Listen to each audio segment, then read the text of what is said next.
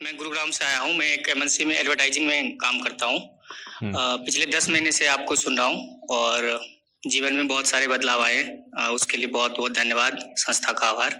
Sir मेरा सवाल जो आज का है, मैं खुद एडवर्टाइजिंग में काम करता हूँ और ज्योतिषी का जो एस्ट्रोलॉजी का जो बहुत सारे ऐप है आज के डेट में, हुँ।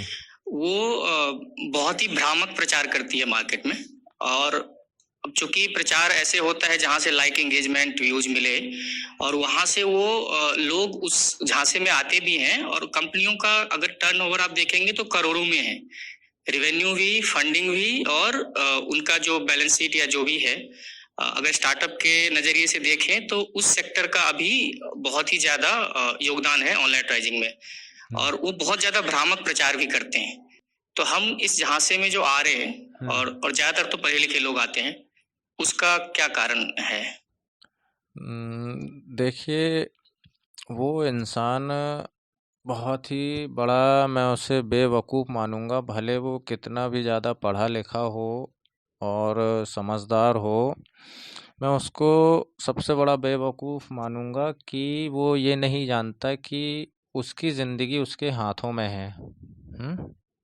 ज़िंदगी अपने हाथों ही बनाई भी जाती है और अपने ही हाथों बिगाड़ी भी जाती है। इसमें बाहरी किसी का हाथ नहीं होता है। ये पढ़े-लिखे, समझदार बहुत ही बड़े बेवकूफ़ होते हैं, जिनको ये भी मालूम है कि ज़िंदगी में परेशानी आती है, लेकिन इसको निकालने वाला कोई दूसरा है, उनको ये नहीं मालूम रहता है।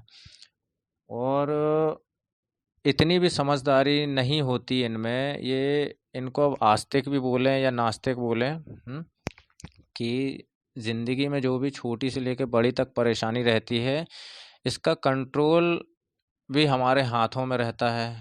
हाँ? या हमारी ज़िंदगी को पूरी तरह से समस्याओं से मुक्त करने की ताकत हमारे अंदर है, हमारी बुद्धि में है, हमारी चेतना में है। ये पढ़े-लिखे समझदार लोग भी शायद नहीं जानते हैं। और ये सबसे बड़े गुलाम होते हैं बाहरी ताकतों का। हाँ? बाहरी ताकत बहुत सारी, जैसे कि ज्योतिषी और जो आपने बोला, इन सब चीज़ों के गुलाम होते हैं ये। इन समझदारों को ये भी नहीं मालूम कि शक्ति, बल, चेतना और चुनाव ये हमारे अंदर ही है, ये भी नहीं जानते हैं। और इन समझदारों को बस इतनी जानकारी है कि बाहर की दुनिया की ताकत हमारी जीवन को चला रही है, संचालित कर रही है ना? लेकिन इनको ये कभी सिखाया ही नहीं है, ना इनके संस्कारों में, ना इनकी प्रथाओं में, परंपराओं में, किसी को नहीं सिखाया गया है कि सुख-दुःख को, परेशानी को आकर्षित करने की, दूर करने की, चुनाव की शक्ति हमारी चेतना में होती है, हमारी बुद्धि में होती है। बुद्धि होती सबके पास है, लेकिन कोई उसका उपयोग सही तरीके से करना नहीं जानता है। तो इसका परिणाम क्या होता है? राशिफल, ज्योतिषी, एस्ट्रो वगैरह ये सब फिर वो ही हैं। और फिर ऐसे लोग जब आते हैं, अब जैसे 33 करोड़ देवी-देवता हैं, तो उसके नीचे फिर वो हो गए, क्या बोलते हैं, ग्रह, 9 ग्रह है, तो 9 ग्रहों को शांत कर देते हैं ज्योतिष लोग। ये कंकड़ पहन लो, वो कंकड़ पहन लो, तो उसमें क्या है, कोई परेशान नहीं करता है। बाकी कंकड़ पहन के, हाँ, माला पहन के, कड़ा पहन के आप कुछ भी आप कर्म-वर्म करते रहो, तो जो कड़ा पहने हो ना, वो आपका बॉडीगार्ड है, आपका कभी कुछ नहीं हो सकता है। ये ऐप में पहले तो टीवी में हैं, फिर ब्राह्मण लोग, पंडित लोग बैठे रहते थे, है ना? तो पहले 10-11 रुपए देते थे।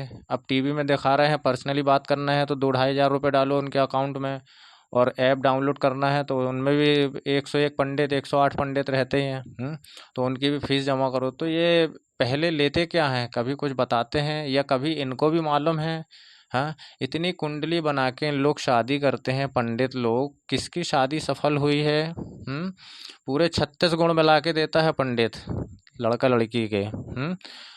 तो मुश्किल से वो 36 महीने भी नहीं टिक पाते हैं। होता है, नहीं होता है? कभी कोई पंडित से तो पूछ लो कि भैया तुम्हारी शादी सफल है कि नहीं है? तुम्हारी बीवी सही है कि नहीं है? घर में शांति है कि नहीं है? ये सवाल भी तो करो कोई पंडित से, कभी उनके घर जाके भी तो देखो, है ना?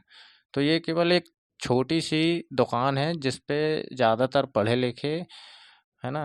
और आस्तिक लोग बिल्कुल उसी पे विश्वास करके बाहर ही उनको लगने लगा है ना, उनके अंदर एक बुद्धि में विश्वास की गहराई में समा गया है कि हमारे जीवन को यही सब लोग चलाएँगे, यही सब लोग बचाएँगे और मृत्यु भी यही देंगे, है ना? भगवान जैसे पूछते हैं 11, 21, 1000 तक दान भी देते हैं, हाल-चाल भी पूछते हैं और फिर कोई भी कंकड़-अंकड़ वगैरह ये सब हो जाता है। तो ये आजकल ऑनलाइन भी हो गया है, तो इनकी सिर्फ़ एक दुकान है ना?